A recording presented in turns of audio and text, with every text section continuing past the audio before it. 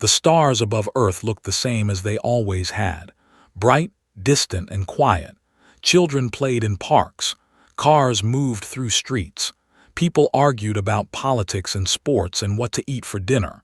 It was an ordinary Tuesday for 8 billion human beings. Then the sky cracked open.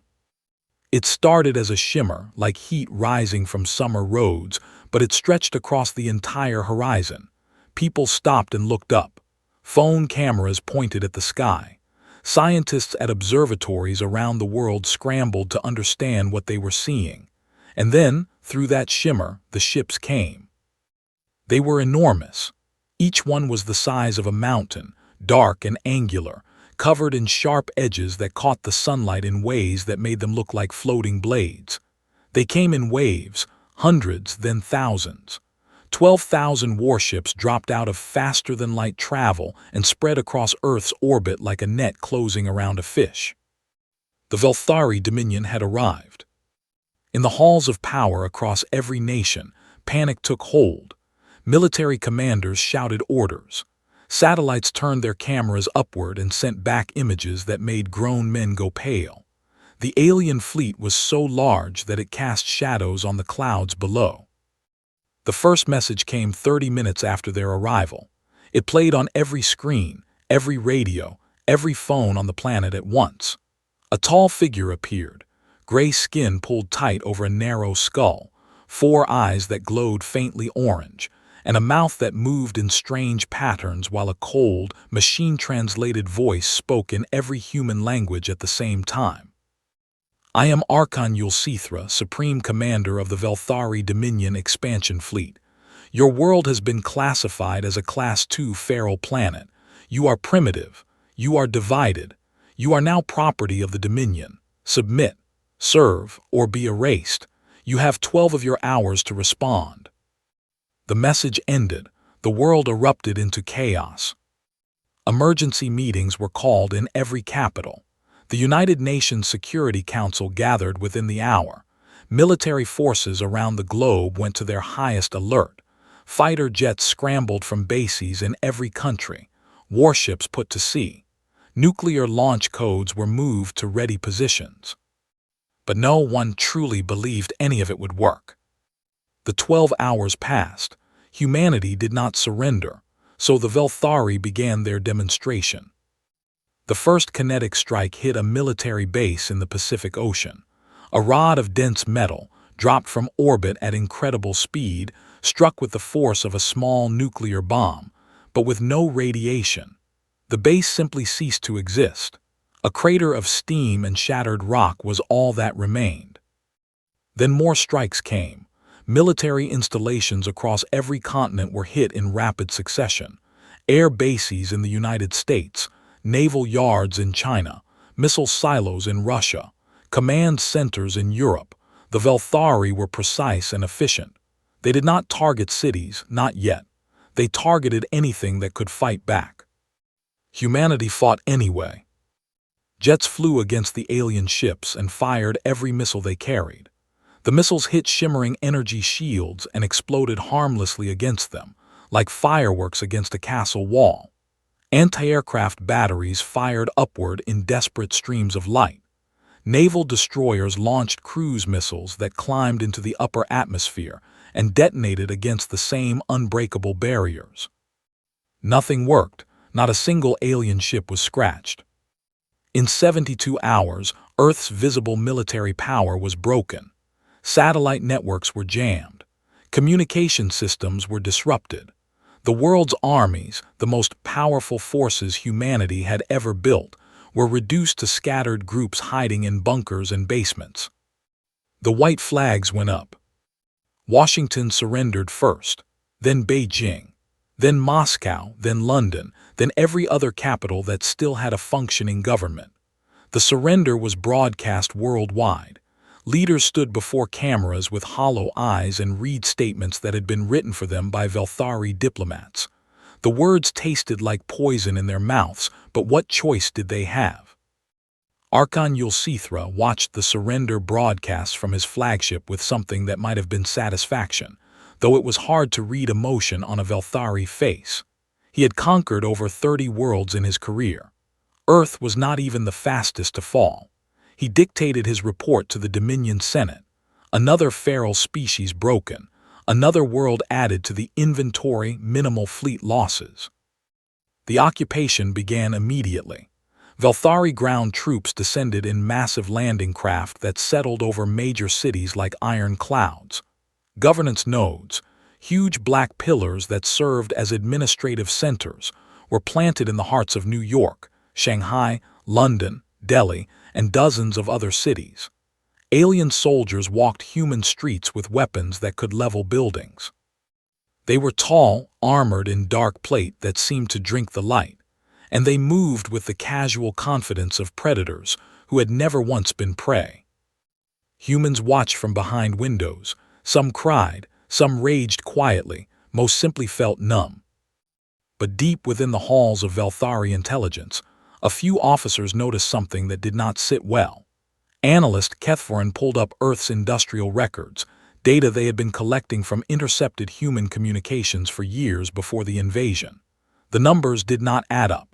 Roughly 40% of Earth's total industrial output over the past 6 decades could not be accounted for. Factories that shipped materials to locations that did not exist on any map. Cargo vessels that sailed into deep ocean and never arrived at any port. Entire supply chains that ended in nothing. Kethforan filed a report. It was marked as low priority and buried under 1,000 other administrative tasks. After all, what could a feral species possibly be hiding? 3 miles beneath the ice of Antarctica, in a cavern that no satellite had ever seen and no map had ever shown, a wall of screens glowed in the darkness. On those screens played the same surrender broadcasts that the rest of the world was watching. Officers in dark uniforms moved between stations, their faces grim but focused. A single red light on the main console turned green. A woman with silver-streaked hair and calm, steady eyes looked at that green light for a long moment. Then she picked up a phone and spoke 5 words that would change the history of the galaxy. Avalon Protocol is now active. She set the phone down and turned to the officers around her. No one smiled. No one cheered. They had waited 60 years for this moment, and the weight of it was too heavy for celebration.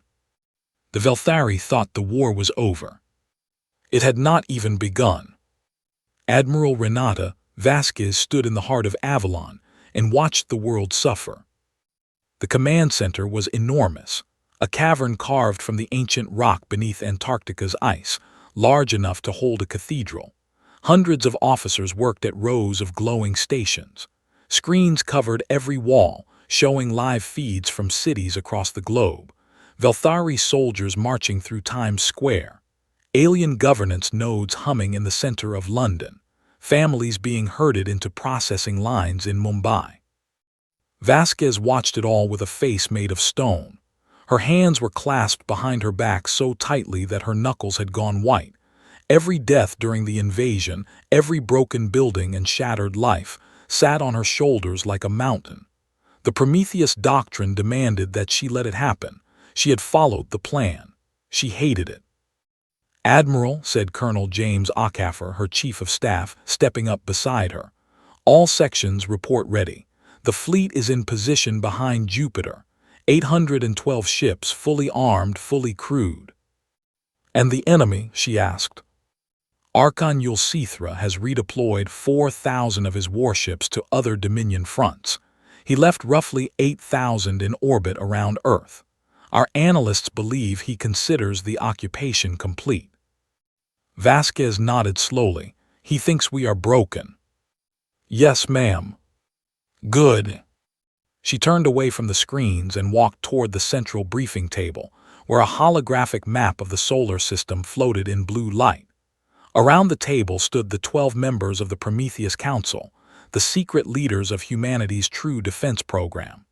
They were generals, scientists, engineers, and intelligence chiefs drawn from every major nation.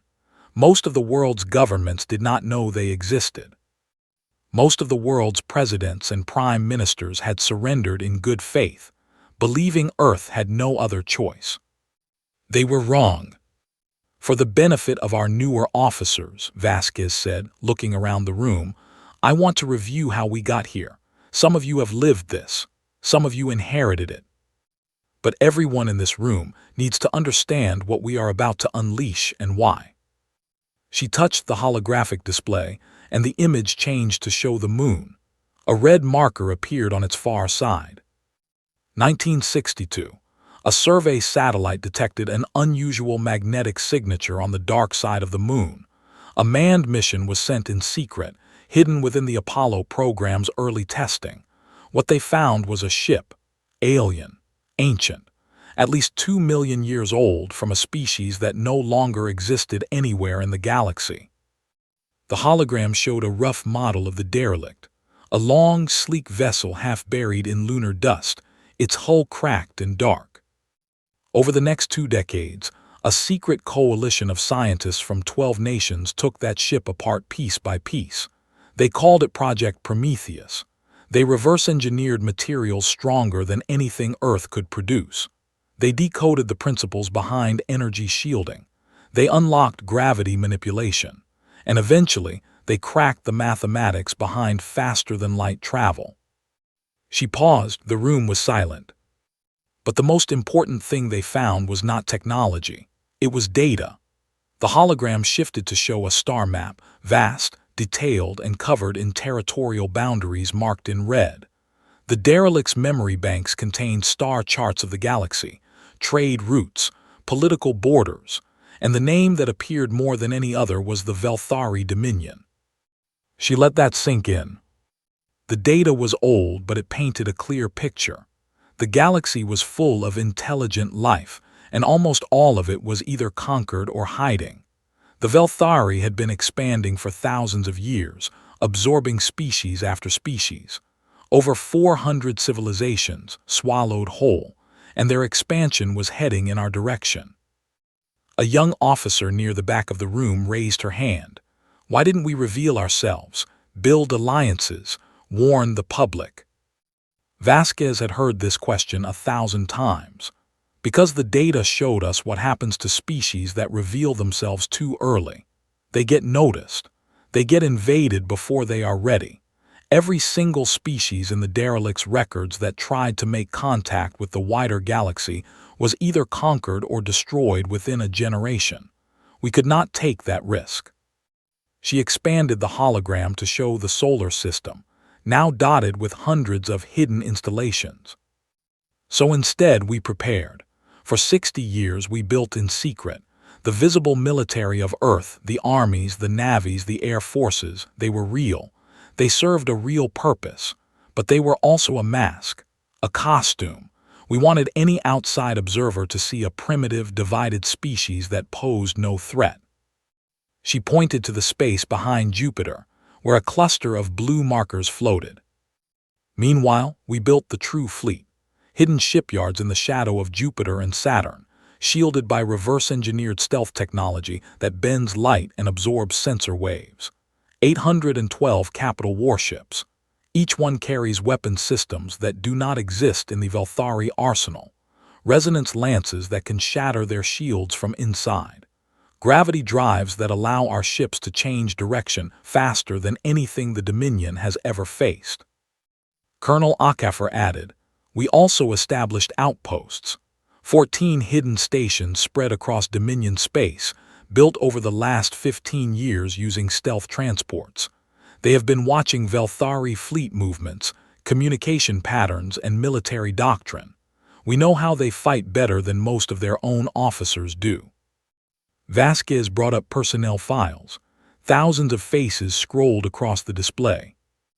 And we trained soldiers. Volunteers from every nation, recruited in secret, told the truth about what was coming. They trained in zero gravity. They trained in ship-to-ship combat. They studied Velthari tactics, language, and psychology. Some of them have spent 20 years living on bases hidden in the asteroid belt, waiting for this day. She closed the files and looked around the table. The Velthari came here expecting to step on insects. They used their standard invasion plan. the same one they have used 400 times before. Overwhelming force, quick suppression, immediate occupation. And it worked just like it always does. A thin smile crossed her face, the first anyone in the room had seen from her in days. But they made one mistake. They assumed we were what we appeared to be. They saw our jets and tanks and aircraft carriers and thought that was all we had. They never looked deeper. They never asked why a planet with our level of industrial output had so little to show for it. They saw the mask and believed it was the face. She straightened and placed both hands flat on the table. In 6 hours, we are going to take that mask off. Operation Jericho will begin with a full fleet deployment from behind Jupiter. All 812 ships will drop stealth simultaneously and engage the Velthari orbital fleet. At the same time, hidden orbital platforms will strike every ground installation on Earth. Drop pods will deploy our soldiers into every occupied city. She looked at each council member in turn. 60 years of preparation. 60 years of lying to our own people, of watching our world stay divided and fragile on the surface while we built something extraordinary underneath. Every sacrifice, every secret, every life spent training in the dark, it all comes down to the next 24 hours. She stood tall. The Velthari believe the war is over. We are going to show them it was never a war. It was a trap, and they walked right into it. The council rose. Orders were given. Across the solar system, in hidden bases beneath ice and rock and floating in the void between planets, men and women who had waited their entire lives received a single coded message. Jericho, 6 hours. The clock began to count down. 10 days into the occupation, the Velthari had settled into routine. Their ground patrols walked human streets with the lazy confidence of guards watching a cage full of sleeping animals. Governance nodes processed thousands of humans each day, scanning them, cataloging them, assigning them labor numbers. On the bridges of their warships in orbit, officers played strategy games and complained about boring assignments. This was not a battlefield anymore. It was paperwork. Archon Yulcithra sat in his command throne aboard the flagship Throne of Silence, reviewing reports from his other conquest fronts. Earth was already fatting from his attention. His mind had moved on to the next target, a water world in a neighboring system that might have useful mineral deposits. Earth's population would be put to work within a few months. The Dominion machine would grind on, as it always had. His intelligence officer, Kethvorin, stood at the edge of the command deck, still staring at his data pad. The missing 40% of Earth's industrial output still bothered him like a stone in his shoe. He had submitted 3 follow-up reports. All 3 had been dismissed. Kethvorin, the Archon said without looking up, "You are still worrying about your numbers." "The discrepancy is significant, Archon. 60 years of unaccounted production." "Is irrelevant. They are conquered. Whatever they built with their missing resources, it was clearly not enough to save them. Let it go." Kethvorin opened his mouth to argue, then closed it. He looked out the viewport at the blue and white planet below. Something cold settled in his stomach, a feeling he had not experienced in his long career. It was doubt. Behind Jupiter, 812 ships powered up their engines in perfect silence. The crews moved to battle stations with the calm focus of people who had rehearsed this moment 10,000 times. In cockpits and command centers, on gun decks and in engine rooms, human beings who had spent decades preparing for one single day felt the weight of history pressing down on them. Captain Yuki Tanaka stood on the bridge of the heavy cruiser Longbow and watched her tactical display light up with green markers. Every ship in the true fleet, forming into attack formations that had been designed specifically for the Velthari defensive patterns they had studied for years. "All ships report combat ready," her first officer said. "Time to deployment." 3 minutes. Tanaka gripped the railing in front of her.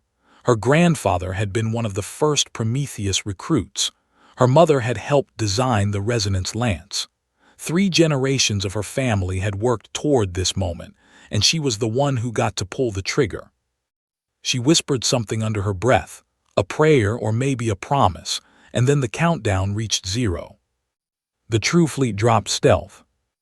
812 warships appeared in the space between Jupiter and Earth in a single, coordinated flash. They were sleek and angular, built from metals that shimmered with a faint blue light, hull plating made from alloys that did not exist in nature, forged in secret foundries hidden among the asteroids. Each ship was smaller than a Velthari warship, but faster, more agile, and armed with weapons the Dominion had never seen. Every ship broadcast the same message on every Velthari communication frequency, spoken in the Dominion's own trade language by a calm human voice. "We decline." On the throne of silence, alarms screamed to life. Officers who had been half asleep scrambled to their stations. Kethforin stared at his sensor display as 800 new contacts appeared where there had been nothing moments before. "That is impossible," he breathed. Archon Yulcithra surged to his feet. "Battle formation, all ships engage." But the Velthari fleet was spread thin across Earth's orbit, arranged for occupation, not combat. They had no defensive formation. They were scattered and unprepared, and the human fleet was already firing. The resonance lances struck first. They were not like any weapon the Velthari had encountered. Instead of brute force, they sent a precisely tuned energy pulse that matched the frequency of Velthari shield generators. The shields did not absorb the blast or deflect it. They vibrated. They shook. And then they shattered like glass hit by the exact right note. 600 Velthari warships lost their shields in the first 60 seconds. The follow-up volleys, kinetic rounds accelerated to a fraction of light speed, tore through naked hulls like needles through paper. In the first 4 minutes, 600 ships were destroyed. The remaining Velthari fleet tried to regroup. Commanders shouted orders across chaotic communication channels. Ships turned and fired back with plasma cannons that had crushed 100 species before. Some shots landed. Human ships took damage. The cruiser Iron Promise lost its port engine array.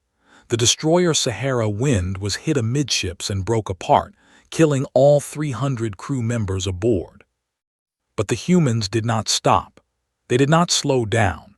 They flew into the teeth of the Velthari guns with a precision that was almost mechanical and a fury that was entirely human.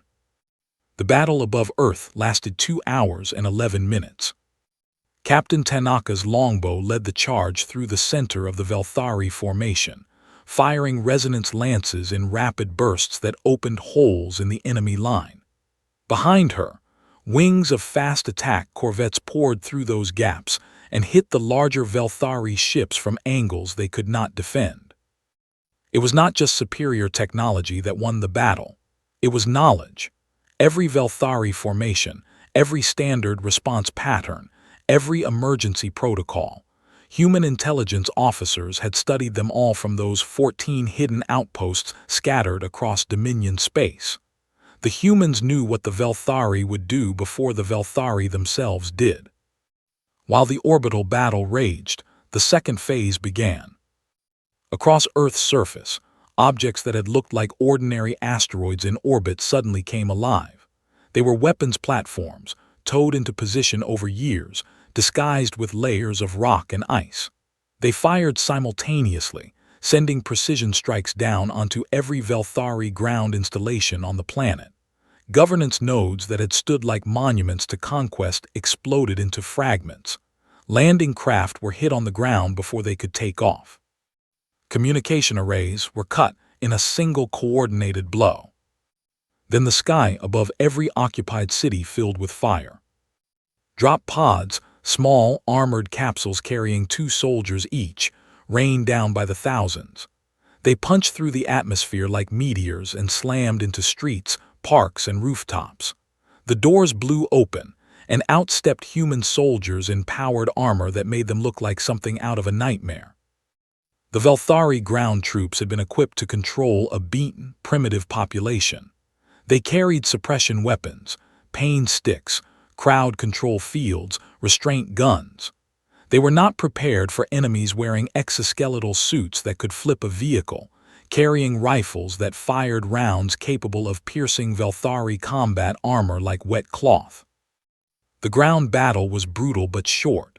In city after city, Velthari patrols were surrounded, outgunned, and overwhelmed. Some surrendered. Many did not get the chance. In orbit, the last pocket of Velthari resistance collapsed.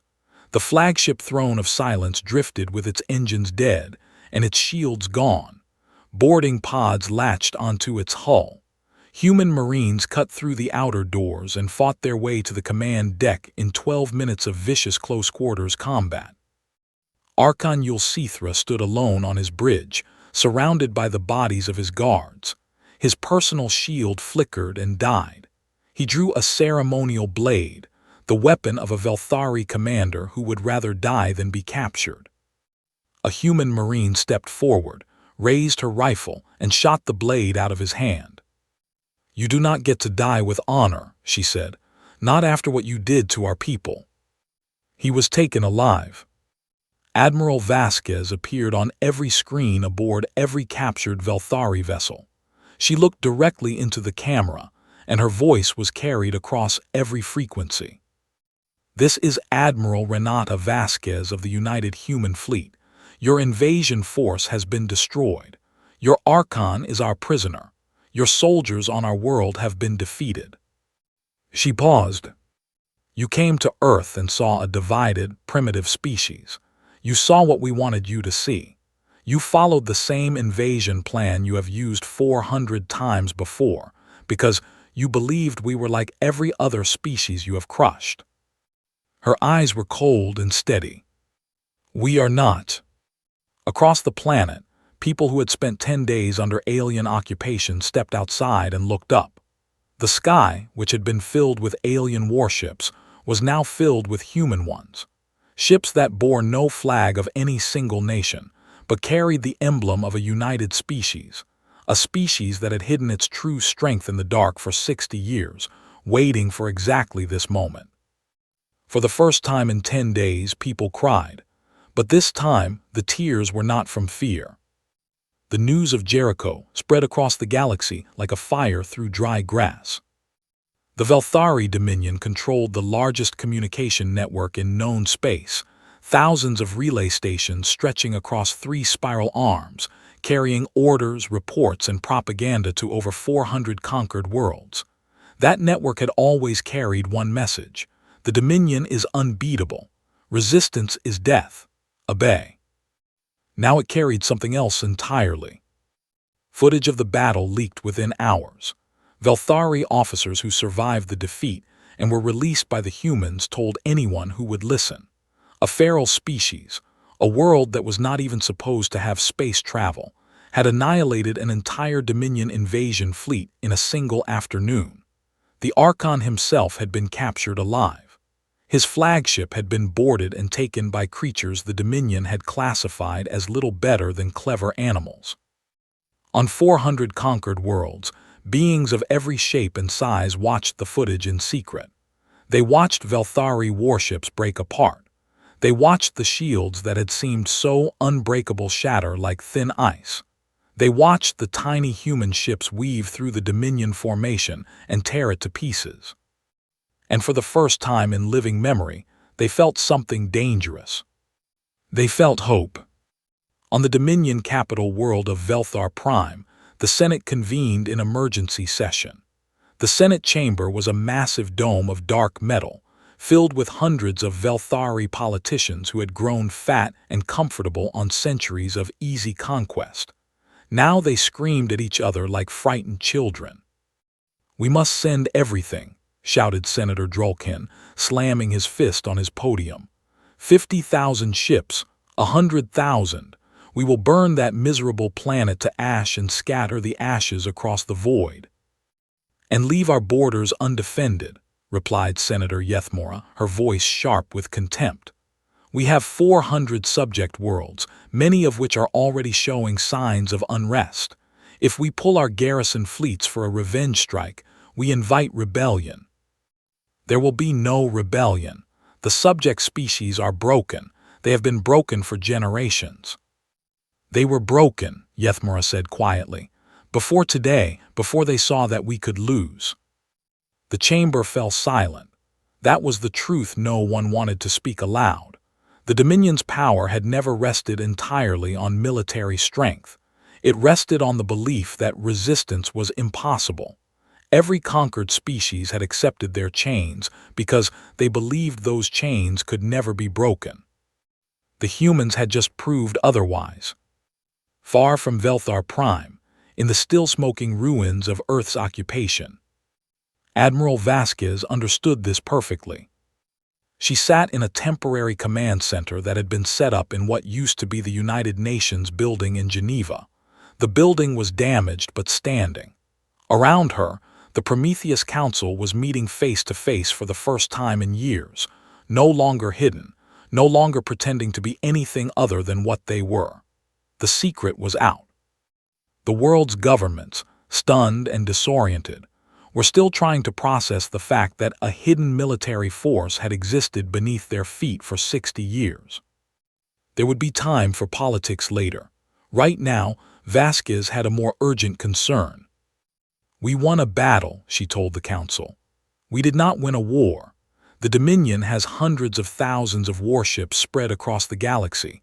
We have 847 of those are damaged. If they send a full armada, we cannot survive a straight fight. So what do? Asked General Chen Wei, the council's strategic planning chief. We change the game. Vasquez pulled up a galactic map. The Dominion's greatest strength is also its greatest weakness. They control 400 species through fear. If that fear breaks, their entire empire unravels. We need to make sure it breaks. She outlined the plan, and it was bold enough to make several council members go pale. 3 days after Jericho, humanity broadcast a message to the entire galaxy. They used the Velthari communication relays they had captured, turning the Dominion's own network against it. The message was transmitted in over 200 languages, translated using linguistic data from the ancient derelict and from years of intercepted Dominion communications. The broadcast contained 4 things. First, the complete footage of the Battle of Jericho, recorded from every angle by cameras mounted on human warships. Every moment of the battle was shown in precise detail. The initial reveal of the true fleet, the shattering of Velthari shields, the systematic destruction of the invasion force, and the boarding and capture of the Archon's flagship. The footage was unedited and undeniable. Second, a star chart. It showed the locations of 14 human outposts hidden across Dominion space, stations that had been silently watching Velthari fleet movements for over a decade. The message did not explain how humans had placed those stations without being detected. It simply showed that they existed. The implication was clear. If humanity could build 14 stations in Dominion territory without anyone noticing, what else had they built? Third, an offer. It was addressed to every conquered species in the Dominion. Any world that chose to resist their Velthari rulers would receive human support, weapons, technology, training, and if possible, direct military aid. Humanity was not offering to become a new empire. They were offering a partnership, an alliance of free species, built not on conquest but on a shared refusal to be ruled. And fourth, a warning. This part was addressed directly to the Dominion Senate. Admiral Vasquez delivered it herself, standing in the ruins of a city that the Velthari had bombarded. Behind her, human warships hung in the sky like silent guardians. 60 years ago, we found out you were coming. We could have panicked. We could have tried to hide forever. Instead, we spent those 60 years building something you never imagined a feral species could build. You saw our jets and our tanks and you laughed. Those were the toys we let you see. She stepped forward and her voice hardened. You are now wondering what else we built. You are wondering what other surprises we have hidden in the dark corners of this galaxy. Good, keep wondering. Because I promise you this, if you send another fleet to our world, you will find out. The broadcast ended. It was, in many ways, a bluff. Humanity's resources were stretched dangerously thin after Jericho. The true fleet needed repairs. Their supply lines were fragile. If the Dominion had attacked immediately with full force, Earth would have fallen. But the Dominion did not know that, and the psychological damage of the broadcast was catastrophic. Within a week, the first rebellions began. On the industrial world of Kethos, where a species of stocky, stone-skinned beings called the Keth had been mining ore for the Dominion for 3 centuries, workers put down their tools and picked up improvised weapons. The Velthari garrison, already nervous from the news of Jericho, called for reinforcements. None came.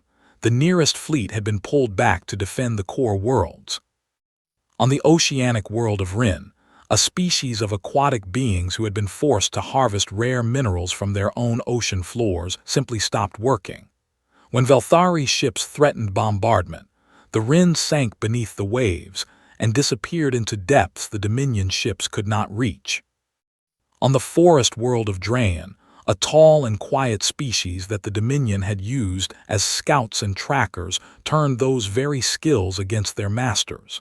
Velthari patrols began disappearing into the trees. They did not come back.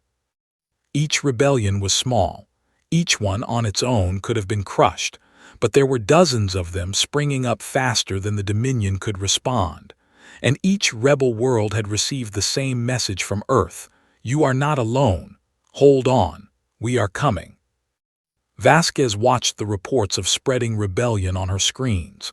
She allowed herself a brief moment of satisfaction, then pushed it aside. The hard part was still ahead. The Dominion was wounded and angry, and wounded, angry empires did predictable things. They would gather every ship they had. They would come to Earth, and they would try to end this once and for all. She was counting on it. She opened a secure channel to her fleet commanders, to the rebel leaders on Kethos and Rin and Drayan, to every ally humanity had made in the desperate weeks since Jericho. Phase 2 begins now. They will come for us.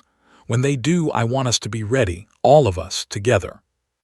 Across the galaxy, in hidden rooms and beneath alien seas and deep in ancient forests, beings who had been slaves for generations heard the human admiral's voice, and for the first time, answered back.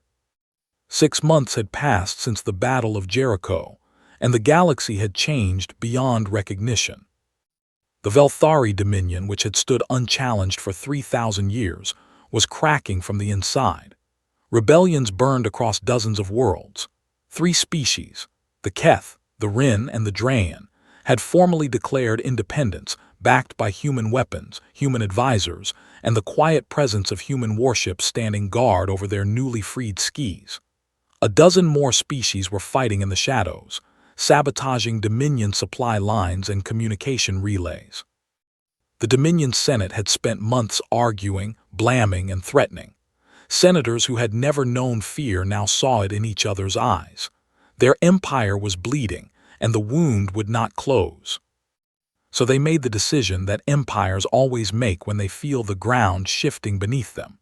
They chose overwhelming force.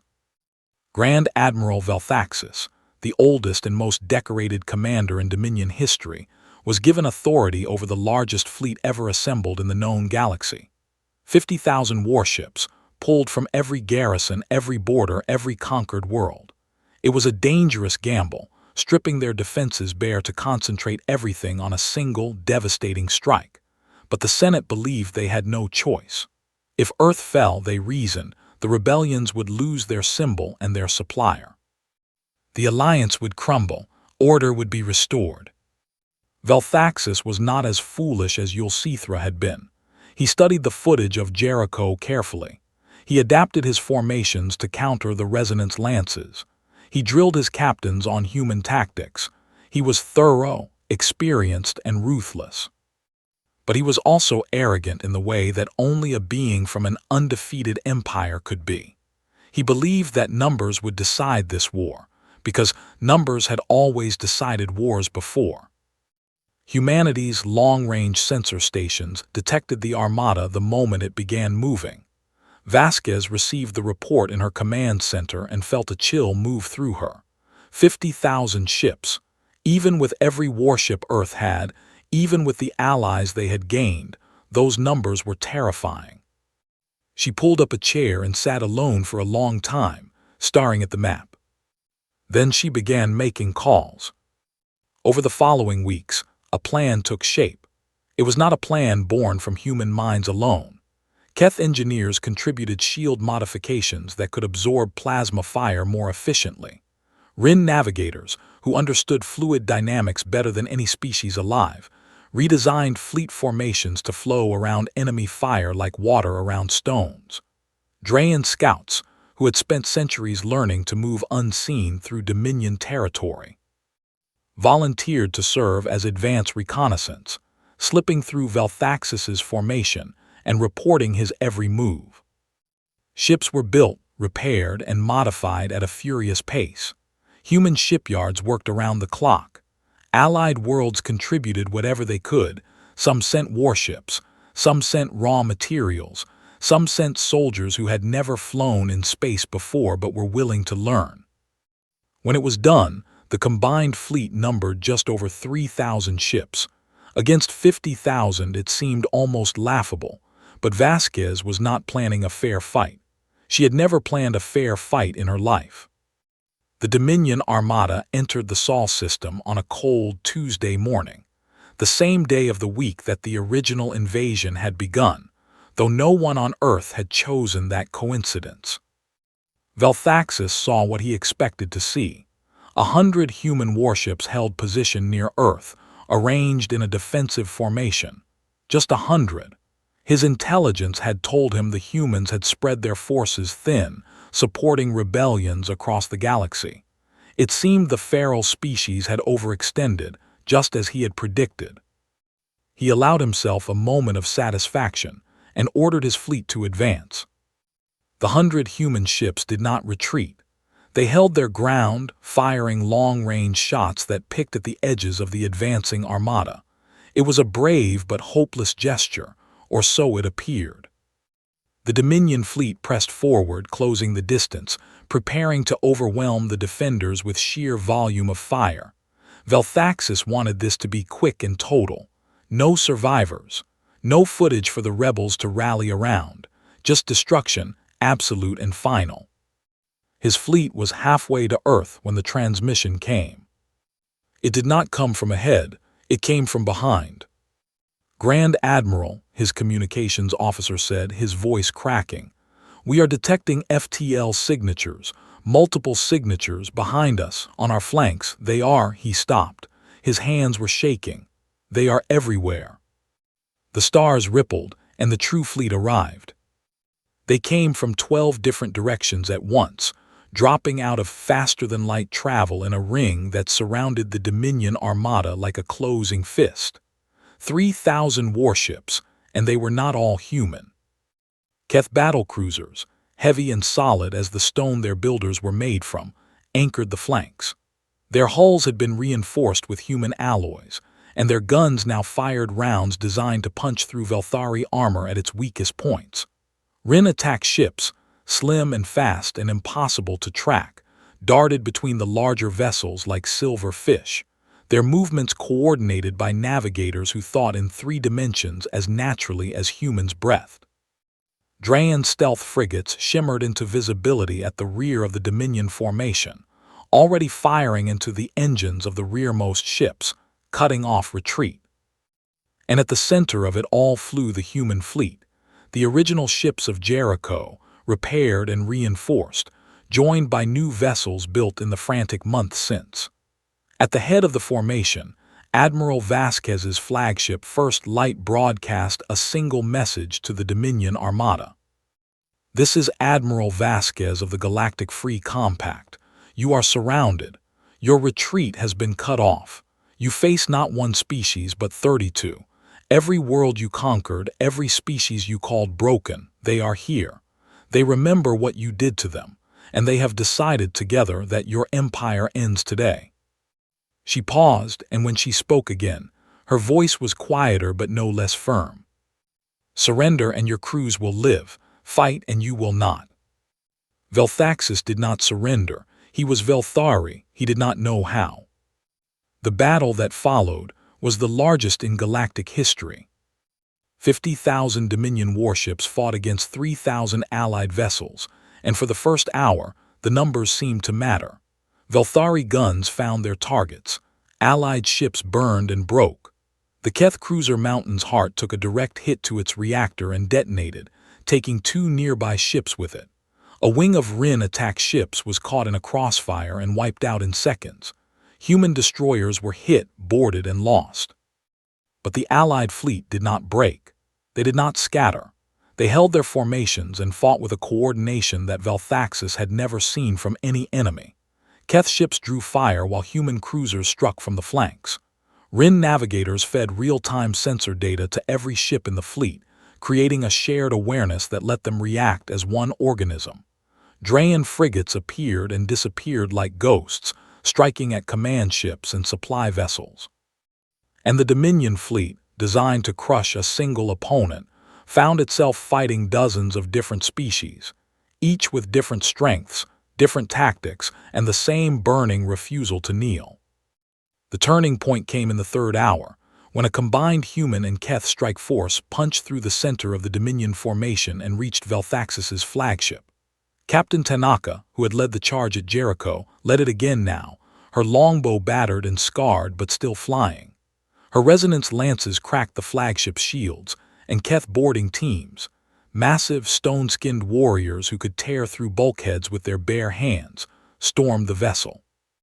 Velthaxis died on his own bridge, weapon in hand, still refusing to believe that his empire could fall to the species it had enslaved. With the flagship gone, the Dominion fleet's coordination collapsed. Ships that had fought as a unified force became isolated, confused, and afraid. Surrenders began, slowly at first, then in waves. By the end of the 5th hour, it was over. 18,000 Dominion warships were destroyed. 22,000 surrendered. The rest scattered into the void, fleeing toward a home that would no longer welcome them as conquerors. 1 year later, the Galactic Free Compact held its first formal summit on Earth. The meeting was held in Geneva, in a building that had been rebuilt from the ruins of the old United Nations headquarters. The irony was not lost on anyone. Humanity had once used that building to argue among themselves. Now it hosted representatives from 32 species, seated together as equals for the first time in galactic history. Admiral Vasquez, older now and walking with a slight limp from an injury she had taken during the final battle, gave the opening address. She stood at a podium that was too small for her, in a room that was too large, and she spoke simply. "We built our fleet in secret because we were afraid. We hid our strength because we thought we were alone against the dark. For 60 years, we prepared to fight by ourselves, because we believed that was the only way to survive." She paused and looked out at the assembly. The stone-skinned Keth, the shimmering Rin, the tall and silent Drayan, and dozens of others, all watching her with expressions she was still learning to read. "We were wrong. The true fleet was never just our ships. It was never just our weapons or our soldiers. The true fleet is everyone in this room. It is every species that was told they were nothing and chose to believe otherwise. It is every world that saw chains and decided they would rather die free than live on their knees." She straightened, and her voice carried to every corner of the hall. "The galaxy is not safe. It may never be safe, but we face it together now, and that changes everything." The hall erupted in sound. Applause, calls, songs, and vibrations from species that did not have hands to clap. It was messy and chaotic and beautiful. In the back of the hall, a young Velthari diplomat sat quietly. She was one of the first from the reformed worlds, places where the old dominion had fallen and new governments were struggling to be born. She had grown up being taught that her species was meant to rule, that the galaxy was theirs by right. She listened to the human admiral speak about freedom and alliance and standing together, and she felt something shift inside her. It was small and fragile, like a seed in frozen ground. She began to clap, slowly at first and then with feeling. Outside the building, the sun set over a world that had been invaded, occupied, and liberated. Stars appeared in the darkening sky, the same stars that had always been there, bright and distant. But they did not look the same anymore. They looked like neighbors,